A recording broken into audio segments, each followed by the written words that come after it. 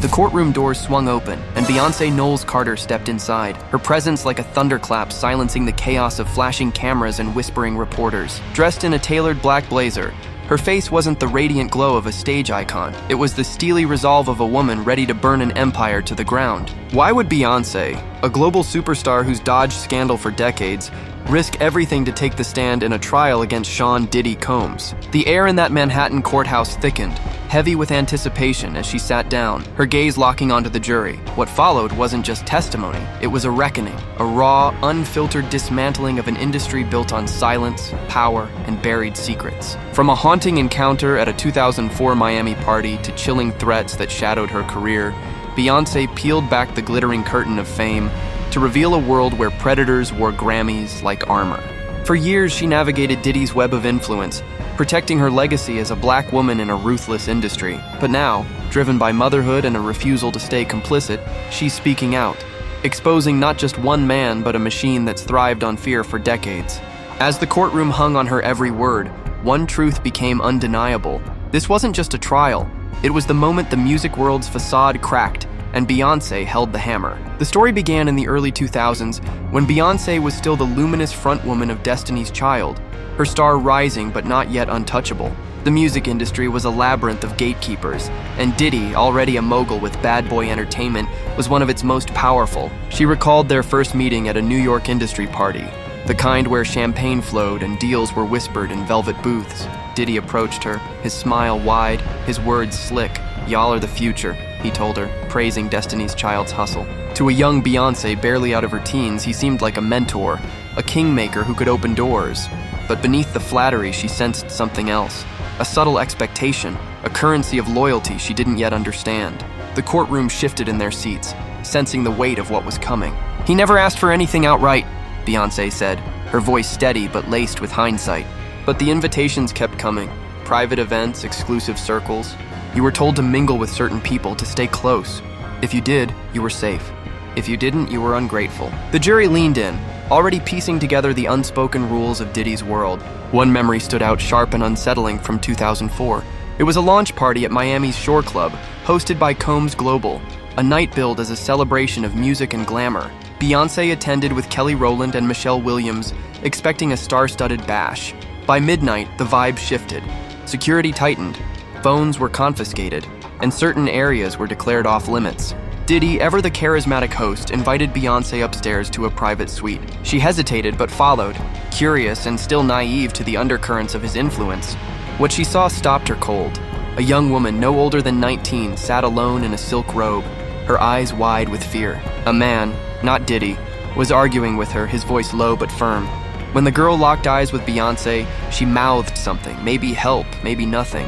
But the desperation was unmistakable. "I felt it," Beyoncé told the courtroom, her voice hardening. "It didn't look like a choice. It looked like fear dressed in designer." She confronted Diddy later, asking, "What's up with that girl?"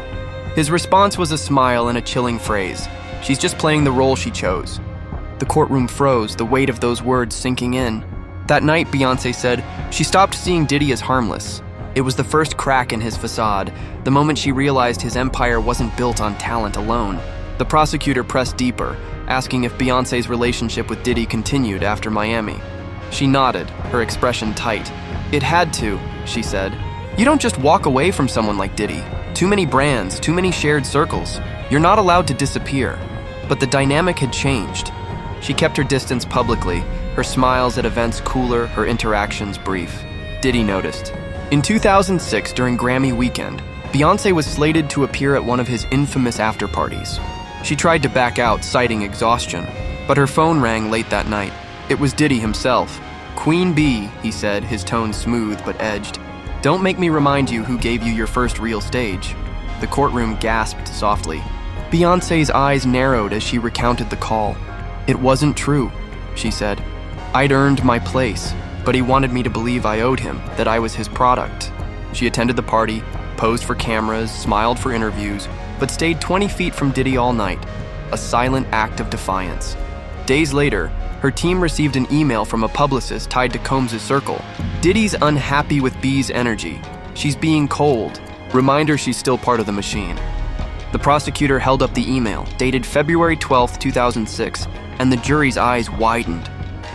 This wasn't just petty drama, it was orchestration, a calculated move to keep Beyoncé in line.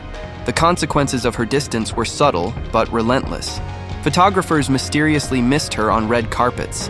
Media outlets that once fawned over her ran stories calling her cold or diva-like. It wasn't random, Beyoncé said, her voice firm. It was a controlled demolition of reputation. You pull away from Diddy and doors close. Endorsements dry up. You're never told why, it just erodes. The courtroom absorbed her words, realizing the cost of defying a man whose influence stretched beyond music into media, fashion, and power itself. In 2011, Beyoncé confronted Diddy directly, a rare moment of candor in a Midtown hotel suite. "I told him I didn't like how he maneuvered," she said. "I told him I wasn't his pawn." His response was icy. "You'll never be bigger than the game. You either play it or it plays you." She walked out, vowing never to accept another invitation from him. Events, endorsements, collaborations. The cost was steep. Lost campaigns, magazine covers, opportunities whispered to be hers until she became too selective. But she refused to be owned, even if it meant sacrificing pieces of her empire. The prosecutor shifted gears, bringing up a 2015 incident that sent a chill through the room. It was a private artist retreat in the Bahamas, hosted by Combs Global, billed as a creative haven for music's elite. Beyoncé attended, expecting inspiration and collaboration. Instead, she found a fortress. By the second night, the atmosphere turned sinister. Guests disappeared for hours, returning quiet or dazed. Staff avoided eye contact. Phones collected at check-in left attendees isolated. Walking through a back hallway, Beyoncé heard a scream. A young songwriter from Atlanta, barely 20, shouting, "You said I'd just be singing!" Then silence. Beyoncé turned the corner and saw two security guards escorting the girl to her room, her face streaked with tears. Their eyes met, and Beyoncé froze, not out of indifference but fear. "I knew if I stepped in I wouldn't get out," she said, her voice low. The next morning, she chartered a plane from Nassau and left, vowing never to enter Diddy's orbit again. She tried to reach the songwriter months later, but the girl had vanished. Socials deleted, number changed, career erased. "I found out some artists were paid in crypto," Beyoncé added. No paper trail. The courtroom rippled with shock, the implications sinking in. This wasn't a retreat, it was a machine, turning dreams into property. The name Kim Porter changed the room's temperature. The prosecutor asked if Beyoncé, who'd been close with Diddy's late ex-partner, was surprised by her 2018 death. Beyoncé looked down, then back up, her eyes glistening but resolute. "I was devastated," she said. Kim was healthy, grounded, a mother who lived for her kids. The way it happened didn't make sense. The prosecutor treaded carefully, noting whispers that Porter's death wasn't just a tragedy. Beyoncé's voice dropped, chilling the room. Kim was preparing to speak, to publish, to walk away with the truth. Then she was gone. A man in Diddy's circle warned Beyoncé after Porter's death. "If you got anything to say about Diddy, lock it in a vault or you'll end up like Kim." The courtroom didn't breathe. "I didn't want to believe him," Beyoncé said. "But I did, and that fear silenced me for years." The weight of her words lingered, tying her story to countless women bound by the industry's invisible threads. Why speak now, after decades of silence? The prosecutor's question hung heavy. Beyoncé's answer was raw, piercing. "Motherhood," she said. "Watching my daughters grow up in a world that protects men like him." She recounted a moment from quarantine, watching an old award show with her daughter, Blue Ivy. When Diddy appeared on screen, Blue asked, "Do you know him?" Beyoncé froze, torn between lying and exposing a truth too heavy for a child. "I realized my silence wasn't protecting him. It was teaching her to stay quiet when people hurt others," she said. That moment shattered her carefully crafted control. She began gathering evidence, emails, memories, names of others too scared to speak, and passed them to investigators seeking accountability, not applause. "I don't need this court to think I'm innocent," she said, her voice tightening. "I need them to know I was complicit, and I'm here to rewrite my story's final chapter." The prosecutor flipped to a new page, citing testimony from former assistants and stylists who'd witnessed drugging, coercion, and isolation in Diddy's circle. Had Beyoncé heard these stories? "All of them," she said, her face hardening. "Different voices, same pain. I thought, why won't anyone believe them? And then I realized we never gave them permission to be believed. We only give that to men with hits and women who stay quiet." The courtroom absorbed the indictment. Not just of Diddy, but of an industry that turned whispers into punchlines. Critics, the prosecutor noted, might say Beyoncé's speaking now because it's safe. She leaned in, unflinching. It's never safe when the machine's still running. But I'm not measuring by safety anymore. I'm measuring by impact. The jury watched, not dazzled by her fame, but gripped by her clarity. The final question was simple. How did Beyoncé want her empire remembered?